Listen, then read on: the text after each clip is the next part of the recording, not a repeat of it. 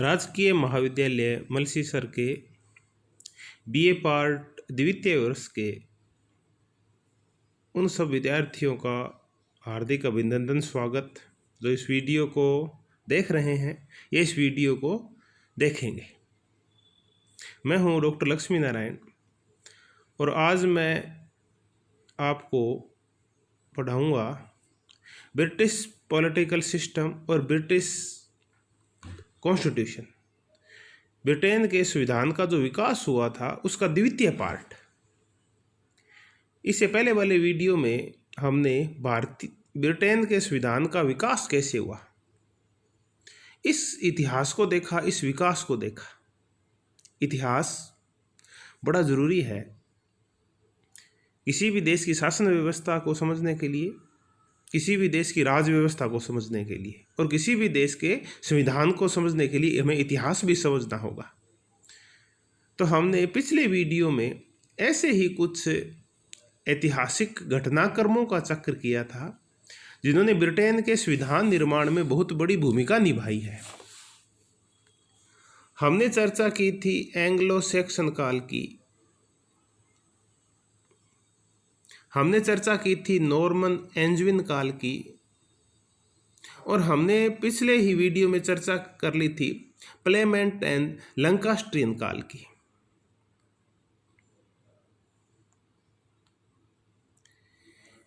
पिछले ही वीडियो में हमने ट्यूडर काल की भी चर्चा कर ली थी। दो तलवारों के शासन की समाप्ति, दो तलवारों का शासन क्या था, इसका तात्पर्य क्या था, हमने इसके ऊपर भी चर्चा की थी। हमने ये भी चर्चा की थी कि मोनार्की क्या होती है और टायरेनी क्या होती है। आज हम आगे से शुरू करते हैं और आज हम चर्चा करेंगे स्टुअर्ट काल की।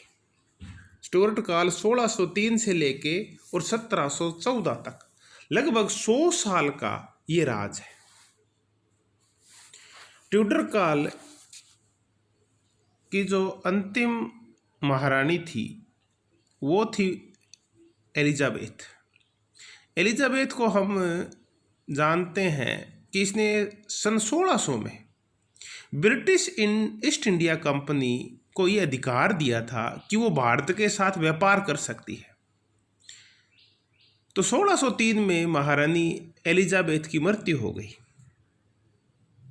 और उसकी मृत्यु के बाद एक नया राजवंश ब्रिटेन में राज करने लगा उस राजवंश का नाम था स्टुअर्ट।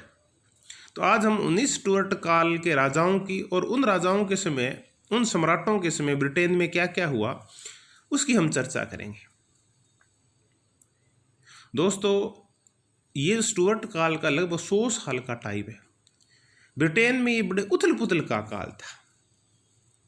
उथल पुथल का काल इस कारण था कि ब्रिटेन में औद्योगिकरण हो गया था, रेनेसा का प्रभाव आ गया था, विज्ञानवाद और तर्कवाद आ गया था, लोगों में शिक्षा आ गई थी और लोग पहले से ज़्यादा जागरूक हो गए थे।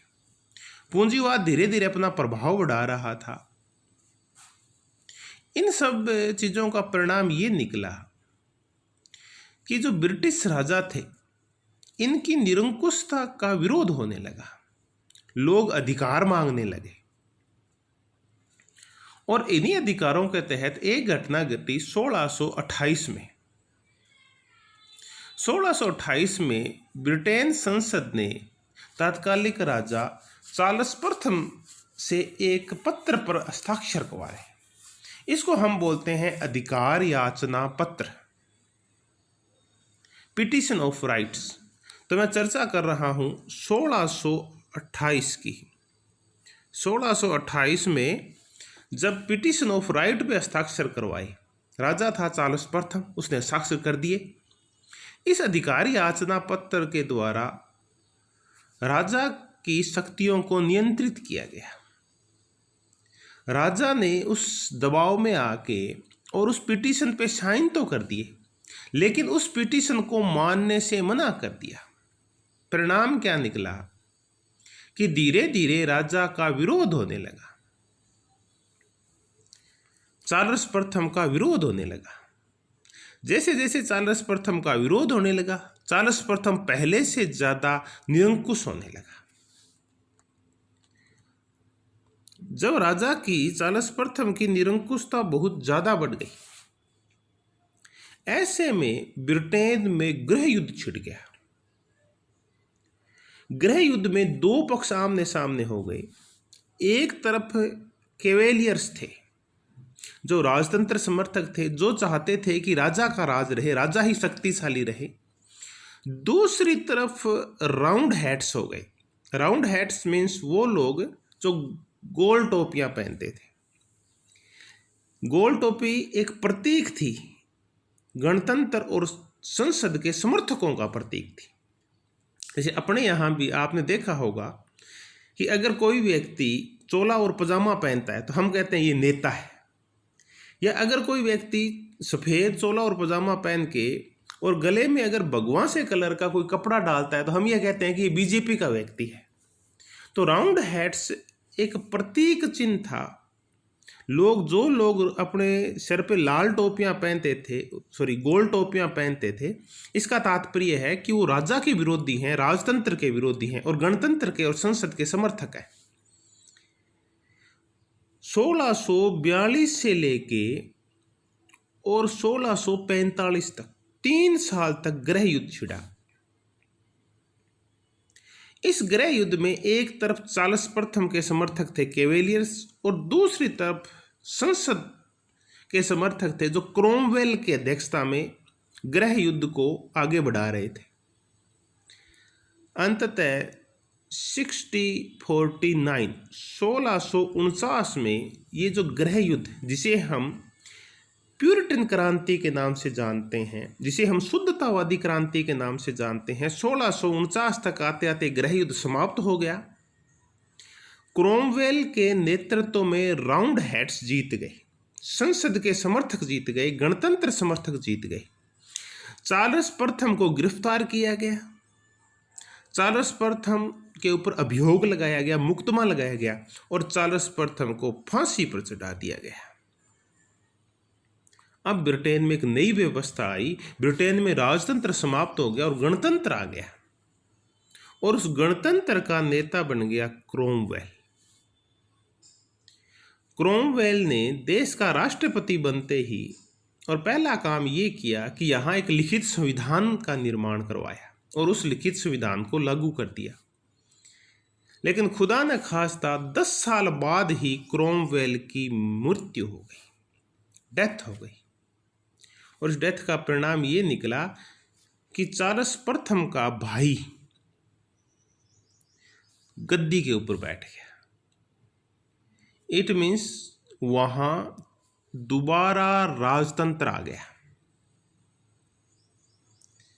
चार्ल्स प्रथम की जगह चार्ल्स द्वितीय आ गया। 10 साल तक ब्रिटेन में गणतंत्र रहा। गणतंत्र ठीक ठाक काम कर रहा था कि फिर एक राजा बना जेम्स सेकंड। जेम्स सेकंड भी निरंकुश राजा था। इसने भी निरंकुशता की जनता के ऊपर, संसद की शक्तियों को कम करने की कोशिश की। ऐसे में ब्रिटेन में जो संसद समर्थक नेता थे उनको हम विग कहते हैं। विग आपने देखी होगी, जो लोग गंजे होते हैं वो अपने सर के ऊपर नकली जो बाल पहनते हैं, उन नकली बालों को हम विग बोलते हैं।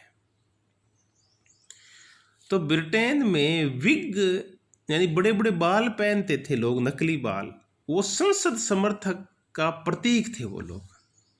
इन विग लोगों ने क्या किया, अपने राजा जेम्स सेकंड का विरोध किया। और नीदरलैंड में ऑरेंज जगह का एक राजा था विलियम, और उसकी पत्नी थी मेरी। ये विलियम और मेरी ये जेम्स सेकंड के रिश्तेदार थे। रिश्तेदार क्या थे? मेरी जेम्स सेकंड की बेटी थी और विलियम उसका दामाद था। तो विग ने क्या किया, विलियम और मेरी को बुलाया कि आप ब्रिटेन पे आक्रमण कीजिए, जेम्स सेकंड पे आक्रमण कीजिए। मिस्टर विलियम और मिसेज मेरी, आप अपने ससुर और पिता पे आक्रमण कीजिए और हम आपके साथ हैं। विलियम और मैरी ने मिलके और ब्रिटेन पे अपनी सेना के द्वारा आक्रमण कर दिया। जेम्स सेकंड ने ये देखा कि अब मेरे साथ कोई नहीं है, ब्रिटेन की मिलिट्री मेरे साथ नहीं है, ब्रिटेन की जनता मेरे साथ नहीं है, संसद मेरे साथ नहीं है। जेम्स सेकंड ने चुपचाप गद्दी छोड़ी और फ्रांस भाग गया और ब्रिटेन की गद्दी पे बैठ गए विलियम और मैरी। देखिए कितनी बड़ी घटना घटित हो गई कि राजा का पद खाली हो गया, एक नया राजा बैठ गया और खून का एक कतरा तक नहीं बहा।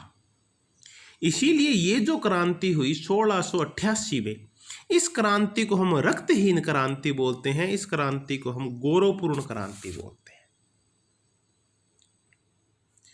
अब टोरी जो टोर से चलते थे, अकड़ के चलते थे, अब टोरियों का राज गया और राज आ गया है व्हिग का, यानी संसद का राज आ गया है और राजतंत्र समर्थक हैं उनका राज चला गया है।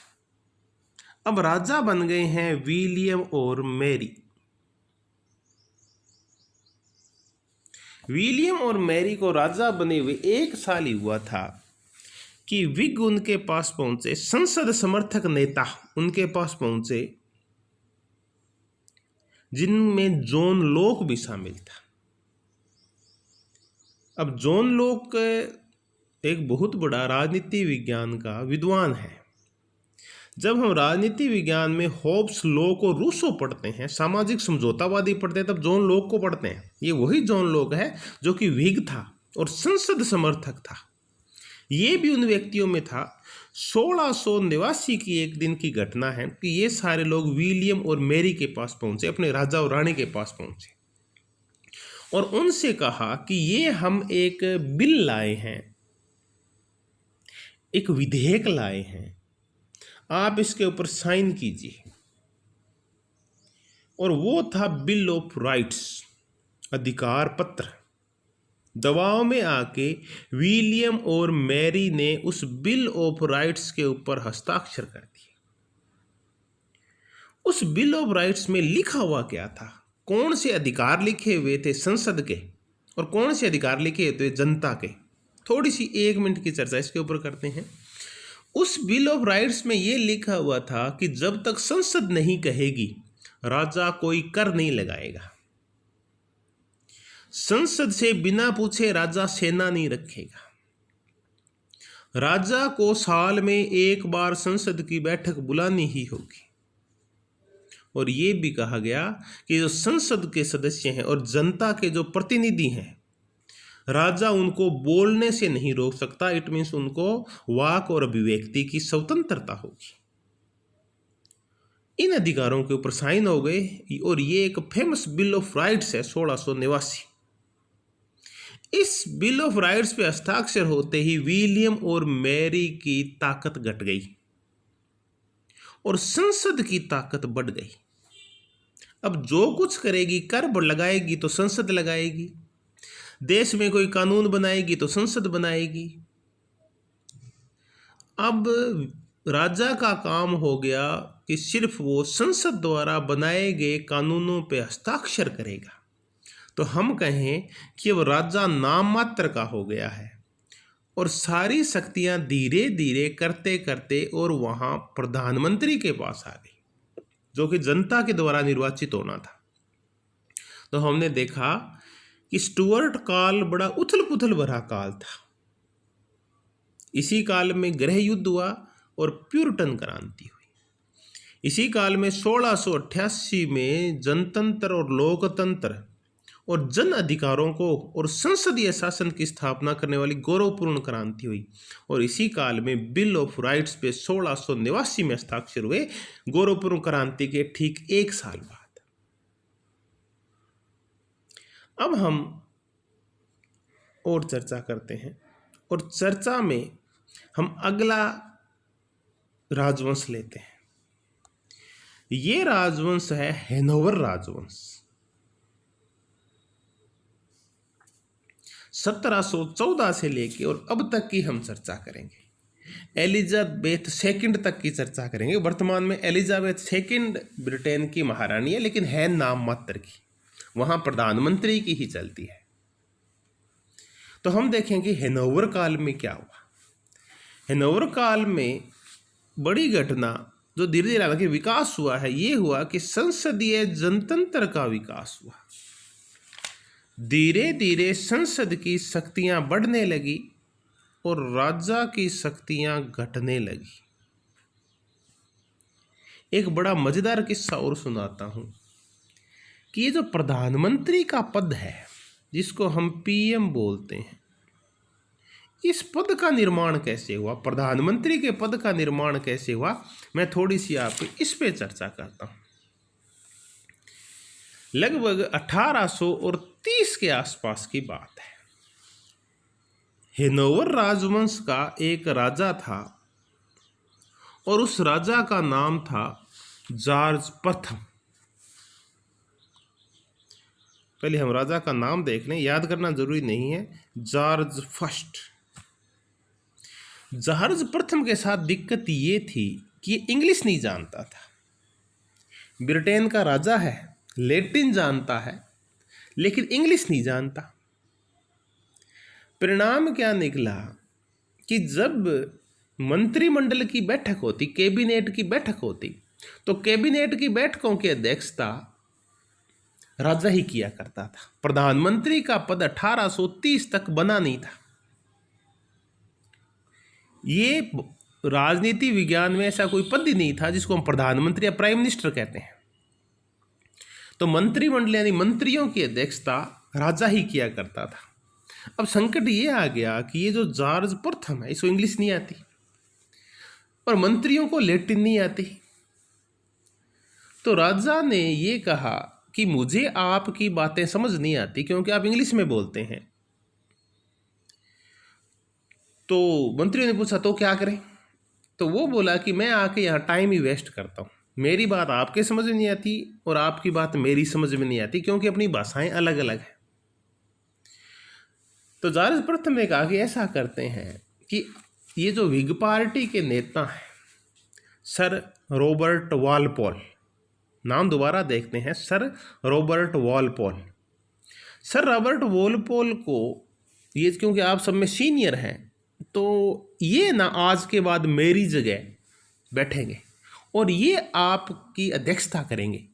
यानी अब जॉर्ज प्रथम ने कैबिनेट की अध्यक्षता का काम, एक सीनियर मंत्री था, बड़ा एक मतलब उच्च स्तरीय मंत्री था, सर रॉबर्ट वॉलपोल, उनको ये काम सौंप दिया।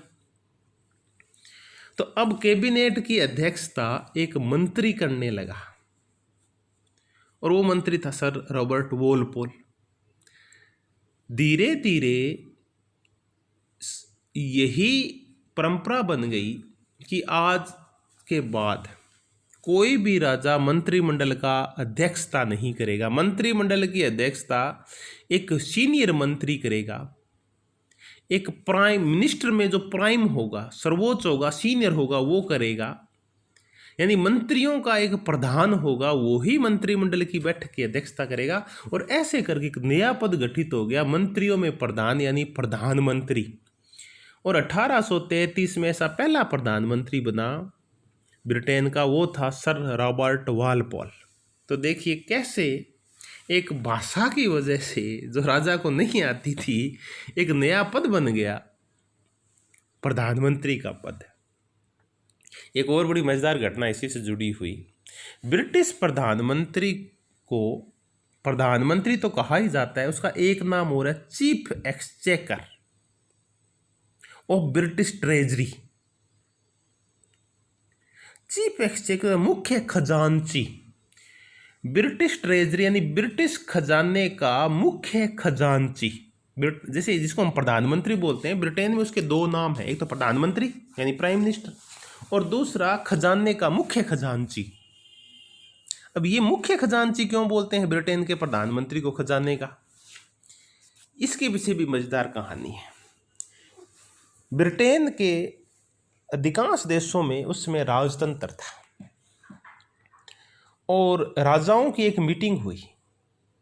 क्योंकि अब ब्रिटेन का राजा नाम मात्र का रह गया था, तो हर जगह प्रधानमंत्री जाया करता था। तो एक मीटिंग में जहां ब्रिटेन के अधिकांश देशों के राजा बैठे थे, वहां ब्रिटेन का प्रधानमंत्री बन गया।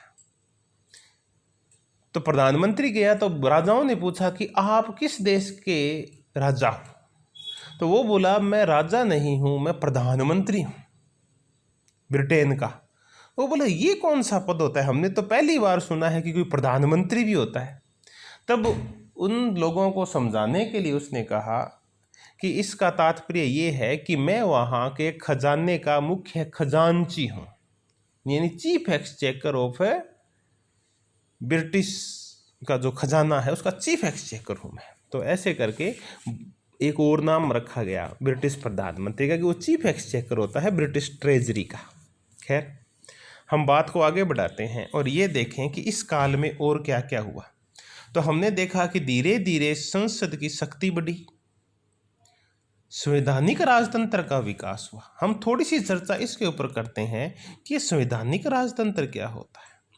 जो नाम मात्र का राजतंत्र होता है, जहां राजा के पास कोई शक्तियां नहीं होती, सारी शक्तियां वहां पीएम के पास है। जैसे अपने देश की तुलना करें तो अपने यहाँ राष्ट्रपति है, वो नाम मात्र का है, और सारी शक्तियां प्रधानमंत्री के पास है। वैसे ही ब्रिटेन में राजा की शक्तियां धीरे धीरे समाप्त हो गई और सारी शक्तियां वहां ब्रिटिश मंत्रिमंडल और प्रधानमंत्री के पास आ गई। ब्रिटिश राजा के लिए, जो कभी कितना शक्तिशाली हुआ करता था, आजकल ये कहा जाता है कि एक अत्यंत कमजोर पद है और उसको हर बात ब्रिटिश मंत्रिमंडल की माननी होती है। अगर ब्रिटेन का कैबिनेट ये लिख दे कि हमारा राजा मर चुका है, तो उस राजा को उस पे हस्ताक्षर करने पड़ेंगे कि हाँ मैं मर चुका हूँ, यानी उसकी कोई इच्छा नहीं है, सारी इच्छाएं कैबिनेट की है। वो तो सिर्फ एक प्रतीक मात्र, एक ग्लोरियस पद है और कुछ भी नहीं। हैनोवर काल में और क्या हुआ हम चर्चा करते हैं। हाउस ऑफ कॉमन्स का लोकतंत्रीकरण हो गया। देखिए, ब्रिटेन की संसद के 2 सदन हैं। भारत में भी तो 2 सदन हैं, एक लोकसभा और एक राज्यसभा। जैसे अपने यहाँ लोकसभा है, वैसे ही ब्रिटेन में हाउस ऑफ कॉमन्स है, कॉमन सभा है अपनी लोकसभा की तरह। और एक वहाँ दूसरा सदन है, वो है लॉर्ड सभा, यानी ये सामंतों की सभा हुआ करती थी कभी।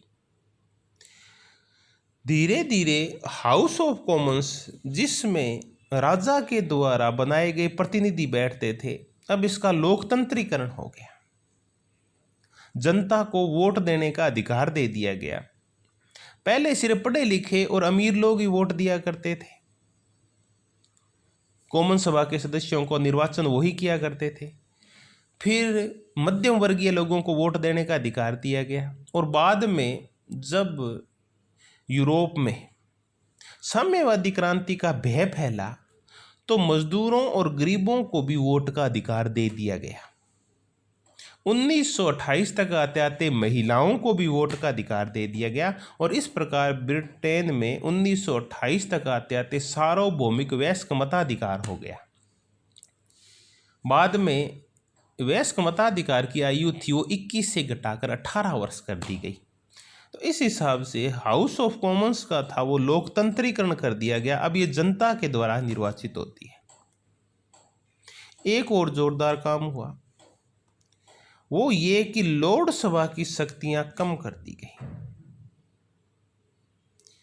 हाउस ऑफ कॉमन्स का तात्पर्य कॉमन आदमी का हाउस, एक आम आदमी का सदन जिसकी कोई वैल्यू नहीं थी।